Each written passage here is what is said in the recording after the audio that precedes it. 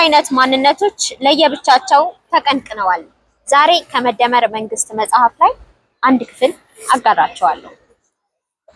በሀገራችን ባለፉት ዓመታት ሁለት አይነት ማንነቶች ለየብቻቸው ተቀንቅነዋል። የመጀመሪያው ሀገራዊ ማንነት ሲሆን ሁለተኛው ደግሞ አካባቢያዊ ማንነት ነው።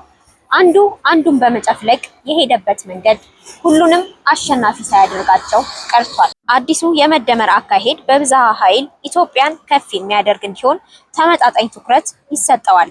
አንዱ ሌላውን ሳይውጠው አንዱ ለሌላኛው ተቃራኒ ሳይሆን በመሳሳብ የተግባባና የተከባበረ መንታ ማንነት መፍጠር ነው። የሁለቱ ኃይሎች መሳሳብ ቢኖርም በሂደት ሁሉን አሸናፊ የሚያደርገው መንገድ ሁሉንም ያሰባስባል። ይህንን በፍጥነት ማድረግ መንግስታዊ፣ ፖለቲካዊና ማህበረሰባዊ መረጋጋትና መግባባትን ያሰፍናል። ሶስና ነኝ። የፋና ዲጂታል ቤተሰብ